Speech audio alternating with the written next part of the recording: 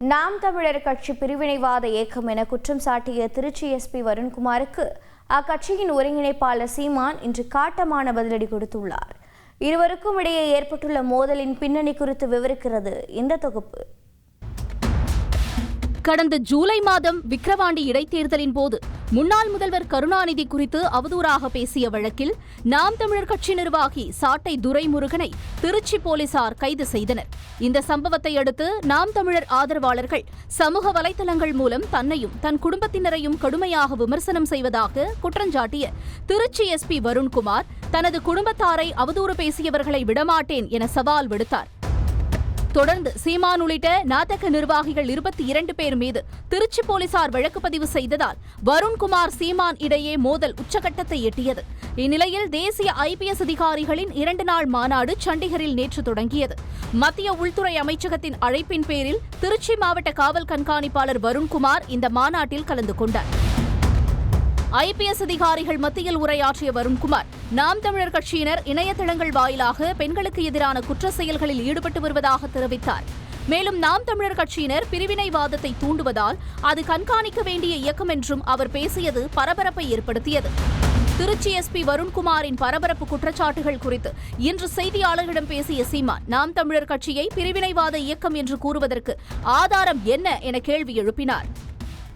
இதான் உன் வேலையா? என் கட்சியை குறை சொல்கிறதுக்கு தான் நீ IPS ஆகி வந்திருக்கிய இங்கே? சரி, மோதுறதுன்னு ஆயிடுச்சு, மோதுவோம் வா. ஏன்னா நீ என்ன பண்ணுவே? நீ என்ன பண்ணிடுவே? நீ என்ன பண்ணுவேன்னு சொல்லு. ஆற்றால் நீ ஒரு IPS.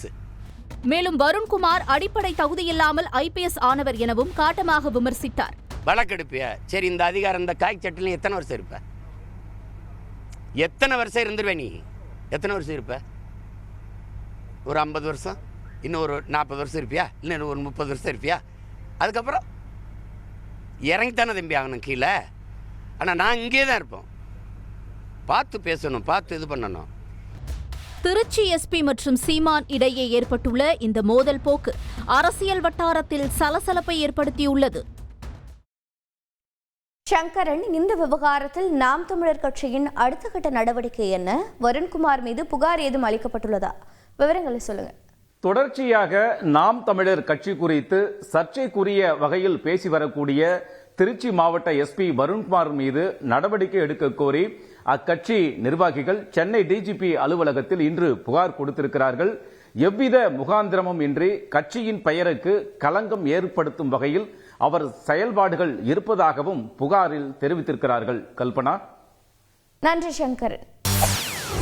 செய்திகளை உடனுக்குடன் தெரிந்து கொள்ள உடனே சப்ஸ்கிரைப் பண்ணுங்க.